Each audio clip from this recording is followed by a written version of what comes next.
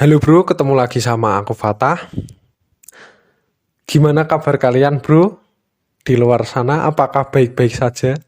Apakah kalian sedang overthinking?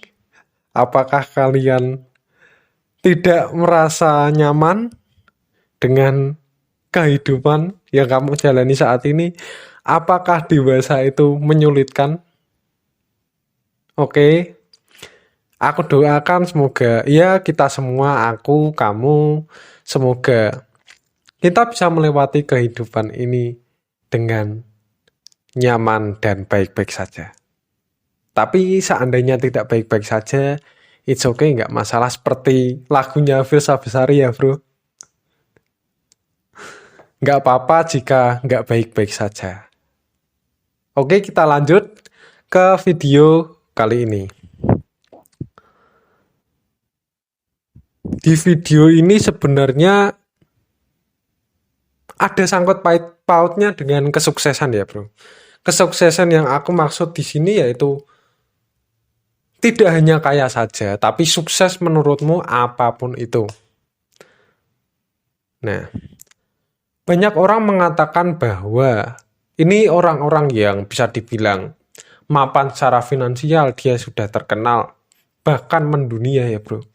Jadi, salah satu kunci kesuksesan yaitu konsistensi dan dedikasi. Walaupun memang banyak yang lain ya, mungkin kita nggak bilang ini privilege atau mungkin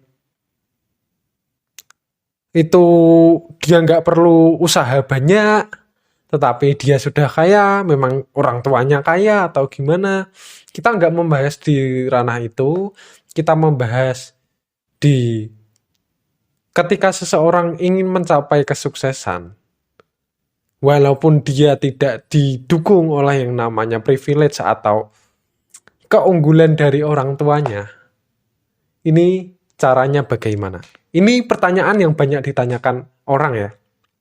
Tapi sekali lagi aku ingatkan bro, kalau di video ini aku nggak bisa meyakinkan bahwa kamu akan kaya kalau mengikuti cara ini. Walaupun sudah konsisten dan sudah dedikasi tinggi, walaupun kamu memiliki keahlian yang beragam, aku nggak bisa meyakinkan bahwa kamu akan jadi orang yang sukses. Tapi setidak-tidaknya, ketika kita sudah mencoba, peluang itu ada, gitu bro. Lalu kita lanjut ke topik yaitu salah satu kunci sukses yang sering dibicarakan banyak orang, sukses, itu adalah konsistensi dan dedikasi. Nah, lalu pertanyaannya, bagaimana cara konsistensi dan dedikasi? Aku ingin konsisten nih, tapi gimana ya? Aku udah berkali-kali, aku udah buat resolusi, aku sudah membayangkan tentang mungkin kesuksesan atau gimana yang ada di hukum law of attraction, law atau yang lain-lain. Aku sudah mendengarkan banyak motivasi, tapi kok aku gak bisa konsistensi? Aku kurang konsisten. Di mana? Caranya gimana? Gitu kan bro? Nah, dari beberapa aku baca literasi ya bro, ini aku menemukan kesimpulan yang sebenarnya sepele, tapi ini dilupakan gitu loh. Sering kali dilupakan. Salah satu kunci untuk konsisten yang paling mudah yaitu adalah kepepet. Kedengerannya ya sepele banget kan bro. Jadi mungkin ini nggak pernah terbayangkan oleh kamu juga gitu loh. Seseorang yang kepepet itu akan lebih mudah konsisten. Kenapa bisa seperti itu? Karena nggak ada pilihan lain. Mau tidak mau yang harus dilakukannya yaitu hal tersebut. Iya kan?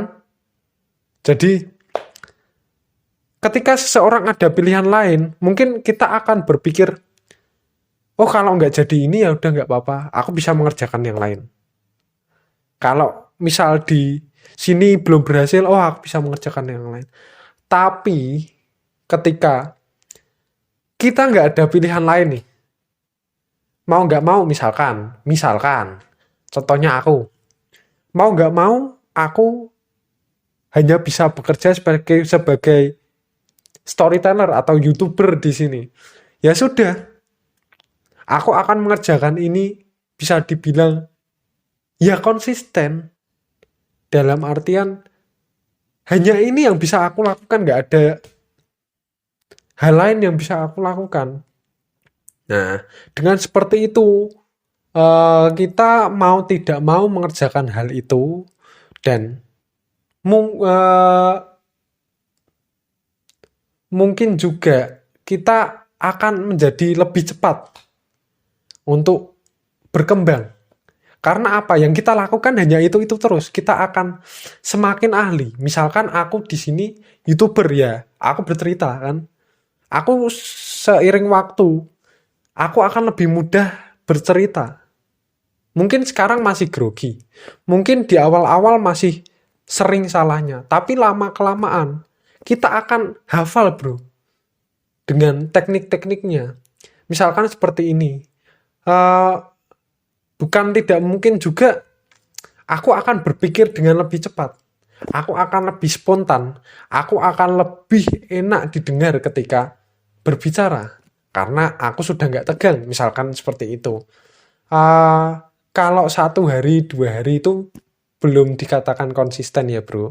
Cuman ketika kita melihat 10 tahun ke depan, mungkin 15 tahun ke depan, kita akan menyadari bahwa oh, ternyata aku sudah sampai sini toh. Gitu. Ternyata aku bisa mencapai ini toh. Ya, perkembangan ini dihasilkan oleh konsistensi dan dedikasi.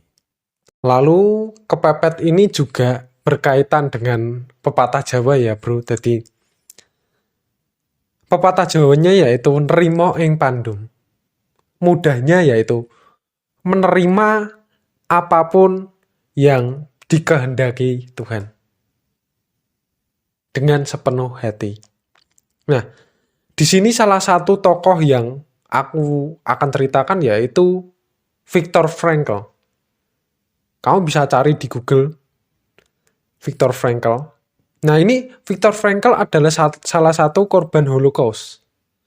Holocaust ini yang dulu Nazi itu loh bro. Jadi tentara Jerman ketika itu dipimpin oleh Hitler itu melakukan Holocaust. Nah, dia salah satu korbannya.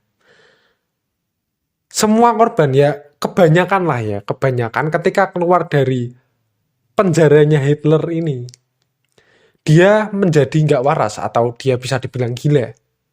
Tapi seseorang ini yang bernama Viktor Frankl ini keluar dengan keadaan sehat mental. Dalam artian dia nggak gila. Kenapa bisa seperti itu? Ya karena dia menerima apapun yang dikehendaki Tuhan. Dia tidak terganggu dengan apa yang mungkin dilakukan orang-orang tentara-tentara Jerman itu. Istrinya disiksa, dia pun disiksa. Tapi dia tidak terganggu oleh itu. Lalu yang kedua ada tokoh yaitu Epictetus bro. Ini di filosofi stoikisme ini salah satu tokoh yang cukup terkenal ya. Karena dia sering disebut sang budak. Walaupun dia di dalam hidupnya hanya menjadi budak. Tapi dengan menjadi budak dia bisa jadi konsisten. Kenapa dia bisa konsisten? Karena dia kepepet bro. Hanya itu yang bisa dia lakukan gitu. Dia nggak bisa jadi yang lain. Jadi dia menerima dengan sepenuh hati. Nerimo ing pandum. Gitu bro.